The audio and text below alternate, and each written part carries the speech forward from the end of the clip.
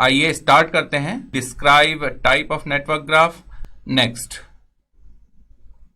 in this graph theory the next terminology is tree of a branch and link of a branch।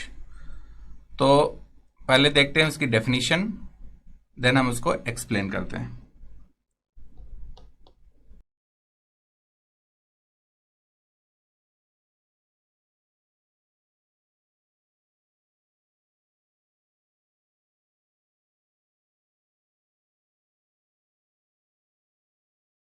Tree branch, it is any branch of a tree, and the branch of a tree is also called twig.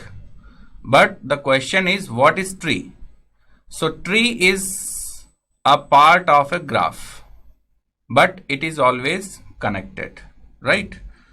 So यहां पर आप देखिए कि tree branch से एक और नया terminology arise हुआ, दैट इज ट्री। तो ट्री की डेफिनेशन क्या होगी?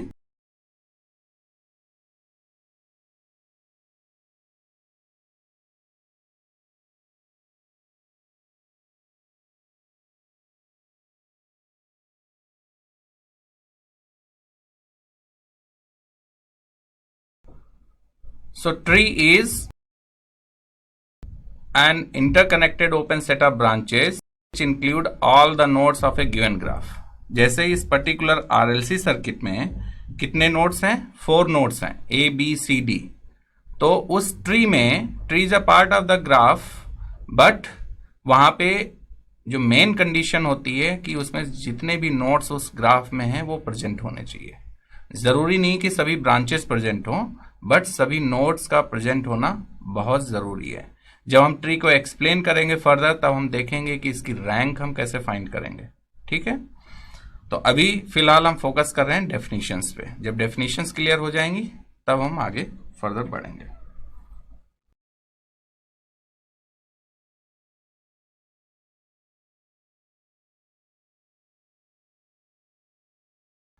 Cut set always divides the graph into 2 parts exactly, right? So cut set हमेशा किसी भी पर्टिकुलर नोड पे या फिर किसी भी ब्रांच के थ्रू हम कट सेट को डिफाइन करेंगे किसी भी ग्राफ में। लेकिन आपको ध्यान क्या रखना है, कट सेट हमेशा ग्राफ को 2 पार्ट्स में डिवाइड करता है। अब देखिए यहां पर कट सेट्स के भी डायरेक्शंस होते हैं।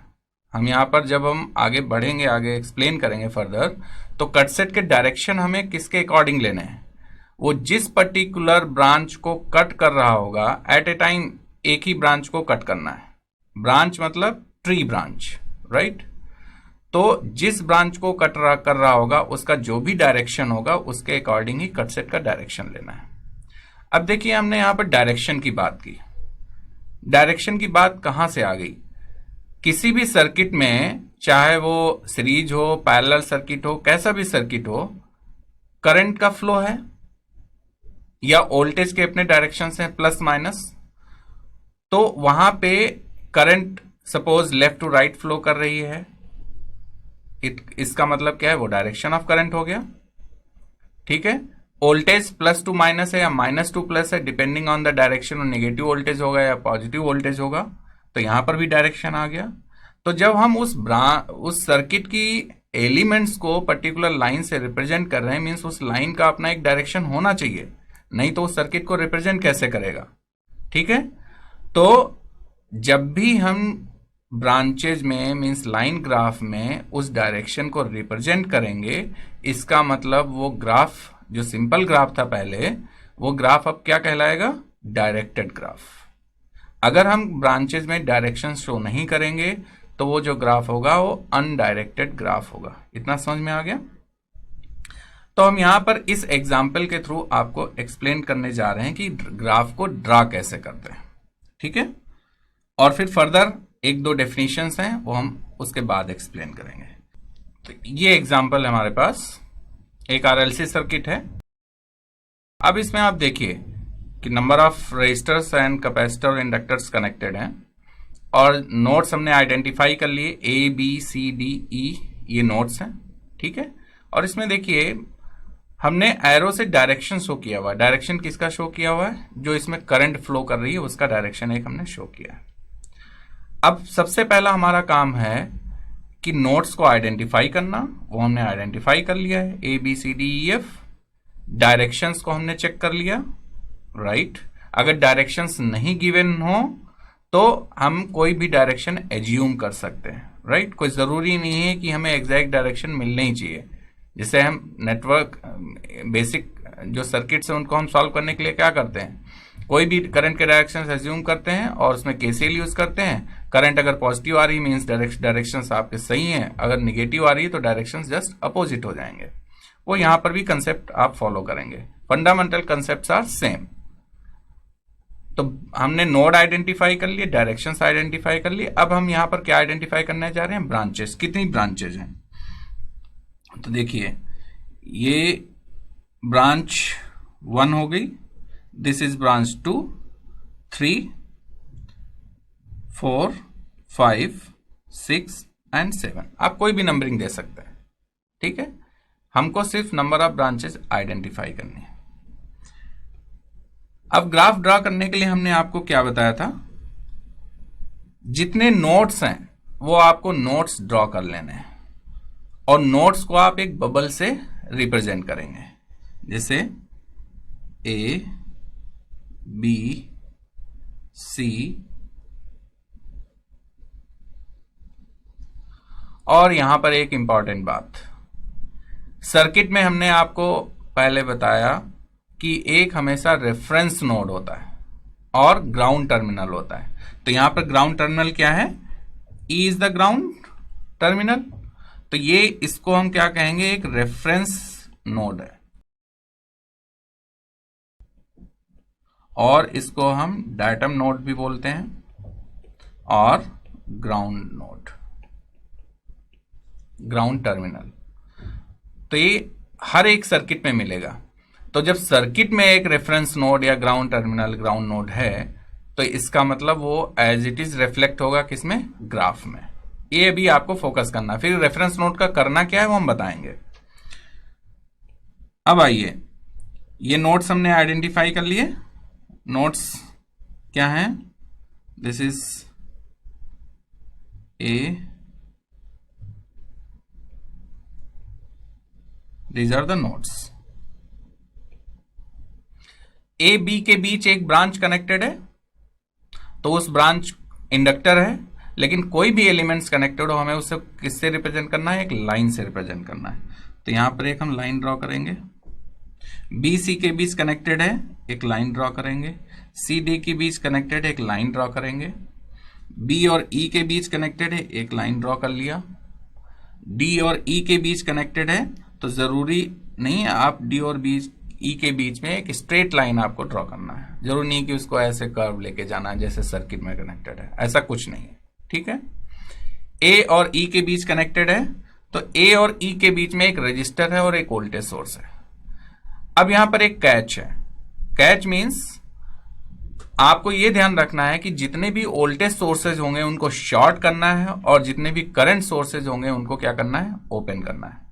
तो यहां पर वोल्टेज सोर्स को क्या करना है? शॉर्ट करना। अगर ओपन करेंगे तो वो ब्रांच एग्जिस्ट नहीं करेगी, वो करंट सोर्स के केस में होगा। यहां पे शॉर्ट करेंगे तो ब्रांच एग्जिस्ट करेगी और वो ब्रांच क्या होगी?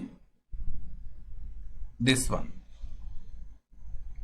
अब आप देखिए कि बी और डी के बीच में ब्रांच नंबर 6 कनेक्टेड है, तो बी और डी के बीच में ब्रांच नंबर 6 कनेक्टेड है। तो हमने यहां पर सभी नोड्स को आइडेंटिफाई कर लिया, जितनी ब्रांचेज हैं उनको उन नोड्स के बीच में हमने कनेक्ट कर दिया है। और ब्रांच की नंबरिंग आपको ध्यान रखनी है हमेशा। तो branches, this is 1, this is 2,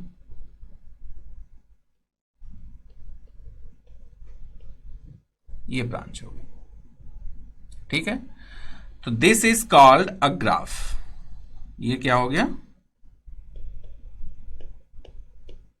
graph of given circuit, जो भी हमें इलेक्ट्रिकल सर्किट दिया था।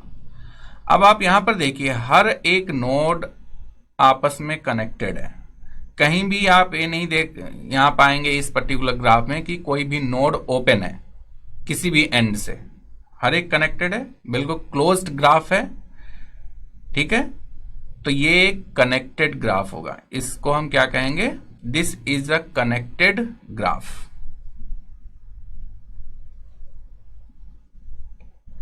ये बहुत ही इंपॉर्टेंट टर्म्स हैं, कनेक्टेड ग्राफ। नेक्स्ट, अब आप देखिए इस सर्किट में कुछ डायरेक्शंस हमने एज्यूम किए थे। ब्रांच 2 में डायरेक्शन लेफ्ट टू राइट, ऐसे ही हर एक ब्रांच में डायरेक्शंस दिए हुए हैं। ब्रांच नंबर 1 में -2+, तो हमेशा करंट -2+ फ्लो करेगी, तो उसमें आप एज्यूम करने की जरूरत नहीं है, वो अंडरस्टूड है। तो ब्रांच 1 ई से ए की तरफ करंट फ्लो करेगी, तो इसका डायरेक्शन क्या हो गया, this one. Between node A and B direction is this. तो हमें यहां पे उन करंट के डायरेक्शंस को ब्रांच पे एक एरो से शो करना है, सेपरेटली नहीं शो करना है। उसी लाइन पे जिस लाइन को, किसी एलिमेंट्स को हमने उस लाइन से रिप्लेस किया है, उसी पे एक एरो आपको मार्क करना है जो कि डायरेक्शन को रिप्रेजेंट करेगा। तो हम ऐसे ही मार्क कर लेते हैं, बी सी के बीच में डायरेक्शन है दिस वन, डी ई के बीच में just opposite direction,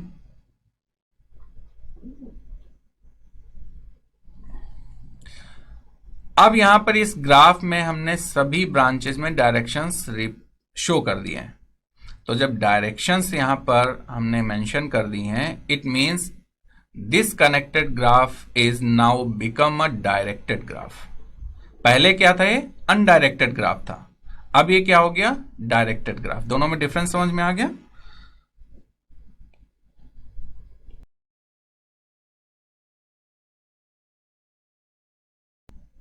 directed graph, right. सो यहां पर हमने 2-3 टर्मिनोलॉजीज और हमने एक्सप्लेन की कि what is graph, what is connected graph, what is unconnected graph and what is undirected और डायरेक्टेड ग्राफ, राइट। अब यहां पर देखिए कि अगर ए, बी और ई नोड को ले लें, इस पर्टिकुलर ए, बी, ई, तो ये क्लोज्ड पाथ फॉर्म हो रहा है इसमें, तो ये एक लूप हो गया। यहां पे बी, सी, डी, ई को ले लें, तो ये एक लूप हो गया। बी, सी, डी और ये टॉप ब्रांच को ले लें, तो यहां पर एक लूप फॉर्म हो रहा है। तो ये जो लूप फॉर्मेशन है, जैसे हम नॉर्मल सर्किट्स में लूप कहते थे, वैसे भी यहां पर भी एक लूप टर्म यूज होगा, ठीक है। और इस लूप पे हम कुछ चीजें फाइंड आउट करेंगे आगे। तो ये लूप टर्म भी बहुत ही इंपॉर्टेंट है, ठीक है। नेक्स्ट, इसमें हमने कहा था कि ट्री क्या होगा। जैसे हमने आपको एक्सप्लेन किया था कि branch, tree and tree. So tree में कंडीशंस हमने बताई थी। क्या कंडीशंस बताई थी, कि उसमें सभी नोड्स प्रेजेंट होने चाहिए, ठीक है। तो वो हम ट्री वाला सेपरेट देखेंगे। कट सेट का मतलब है कि इस पर्टिकुलर ग्राफ को हम एग्जैक्टली 2 पार्ट्स में सेपरेट करेंगे, ठीक है। तो कट सेट पर्टिकुलर कहीं किसी ब्रांच के अगेंस्ट, मींस ब्रांच को लेकर के ही हम कट सेट में फाइंड आउट करते हैं, cut set of this graph, वो हम आगे देखेंगे, ठीक है। तो यहां पर आई होप कि आपको समझ में आ गया होगा।